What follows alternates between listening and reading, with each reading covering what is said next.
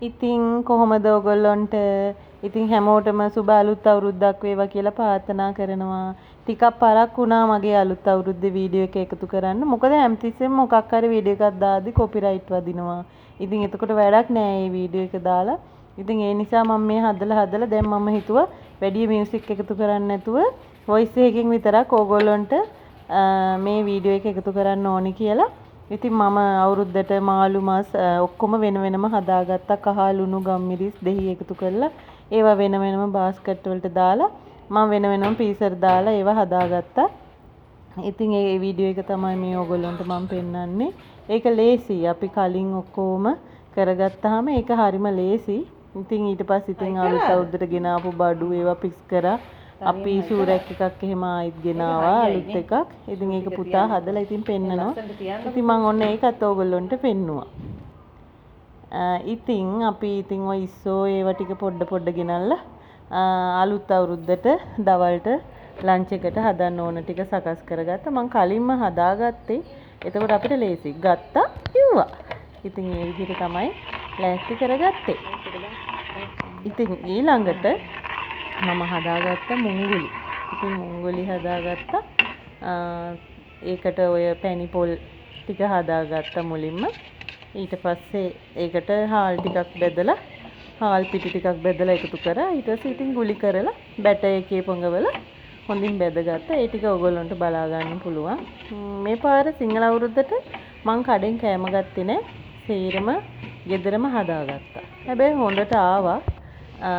ඉතින් ඊළඟට මම කේක් එකකුත් හැදුවා. ඒක නම් මට මේ වීඩියෝ එක එකතු කරන්න බැරි ගියා. මොකද එදා දවසේ මට ගොඩාක් වැඩ තිබුණා. ඉතින් ඒ නිසා මට ඒක එකතු කරගන්න බැරුව ගියා. ඉතින් පුළුවන් ටික මම ඕගොල්ලන්ට බලන්න එකතු කරා. ඉතින් අපි සිංහල අලුත් අවුරුද්දට පොඩියට ලෑස්ති වෙලා එකතු කරපු වීඩියෝ ටික ඕගොල්ලන්ට බලා ගන්න පුළුවන්. ඉතින් ඕගොල්ලෝ මගේ වීඩියෝ එකට කැමති නම් ලයික් එකක් කමෙන්ට් එකක් දාන්න, සබ්ස්ක්‍රයිබ් කරන්න, මාව ඉදිරියට අරගෙන යන්න. තව ලස්සන වීඩියෝස් තියෙනවා. අපි ගමන් ගියේවා තියෙනවා. ඒවත් ඕගොල්ලන්ට එකතු කරන්නම්. හැමෝටම ජීවිත පිහිටයි. ඉතින් ඔන්න කැවිලි ඔක්කොම හදලා කෑම හදලා අලුත් අවුරුද්දට අපි ලෑස්ති වෙලානේ හිටියේ.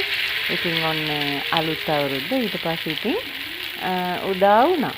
ඒ උදා වුණාට පස්සේ අපි ලස්සනට කෑම මේසේ හදලා කිරිබත් ඔක්කොම නැකත් වලට අනුව කරලා ඉතින් නැකත් ටික මම ඔක්කොම ලස්සනට කරා.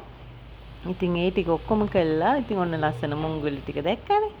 ඉතින් ගෙදරදිම හදාගත්තාම වසක් විසක් නැහැ. ඉතින් ඊට පස්සේ අපි ඉතින් අලුත් අවුරුදු මේසේ ලෑස්ති කරලා නැකත් කරලා පහන් පත්තු කරලා පොඩි අයට අලුත් අවුරුද්ද උදා කරලා දුන්නා. ඒගොල්ලෝ හරිම සතුටින් අලුත් අවුරුද්ද සැමරුවා. ඉතින් මේ ඔක්කොම හෝම්මේඩ්. ඉතින් හෝම්මේඩ් වලින් හදපු කෑම කේක් මේ ඔක්කොම මම තමයි හැදුවේ. ඉතින් අපේ හස්බන්ඩ්ත් පොඩි සහායක් දුන්නා. ඉතින් ඔය පොඩි අයට හරිම සතුටුයි. ඉතින් ඊට පස්සේ ඔන්න බලන්න. ඉතින් මේ ලන්ච් එකට අපි ලෑස්ති කරපු ටික චිකන් කරි එකක්, ඉස්සෝ තෙල් දාලා, අන්නාසි තෙල් දාලා, පරිප්පු කරි එකක් හදලා, බ්‍රොකලි සලාදයක් හදලා, ඉතින් පුංචියට ලන්ච් එකත් අපි ලෑස්ති කරගත්තා. මොකද නැකත් තිබුණේ දවල් වෙලානේ. ඉතින් ඒ හින්දා දරි පිටි ගාලා ලෑස්ති කරගන්න පුළුවන් ටික ලෑස්ති කරගත්තා. ඉතින් කලින් දවසේ මාළු එහෙම ඔක්කොම මම ලෑස්ති කරගෙනනේ තිබුණේ. ඒ නිසා ඉතින් ඉක්මනින් උයා ගන්න පුළුවන් වුණා. ඉතින් අපි ඒ ටික හදලා අපි ඊට පස්සේ පහවදා ඒ කියන්නේ පහවදාට 16 කතරගම ගියා. ඒ කතරගම ගිය වීඩියෝ ටිකකුත් ඔයගොල්ලන්ට එකතු කරා. ඉතින් අපි ඊට පස්සේ සෙල්ල කතරගම ගියා. මේ අපි යන ගමන් මග උඩවලවේ ගත්තු ෆොටෝස් ටික. එතන නම් හරිම ලස්සනයි හවසට. ඉතින් ඒ ගත්තු ලස්සන ෆොටෝස් ටිකකුත් ඕගොල්ලන්ට එකතු කරන්න අමතක කරේ නෑ. ඉතින් මේ අවුරුද්ද සමරනවා කියන එක ඉතින් මං එතනදි කියන්නේ මේ සෙල්ල කතරගම ඇවිල්ලා වැහැලා මඩ වෙලා කියලා කියන්නේ. ඉතින් ඒ කියන්නේ උඩහට වැහැලා තියෙනවා. ඒ ටික තමයි කියන්නේ. ඊළඟට ඉතින් අවුරුද්ද ගත කරනවා කියන එක අර නාඩුවක් එන එක තමයි සතුට. ඉතින් ඒකත් එක්ක චාරිත්‍ර වාරිත්‍ර ගමන් බිමන් කෑම බීම තමයි. වැහැලා මැනිකන් ටිකක් බොර වෙලා නැත්නම් වෙනදාට පැහැදිලිව තියෙනවා.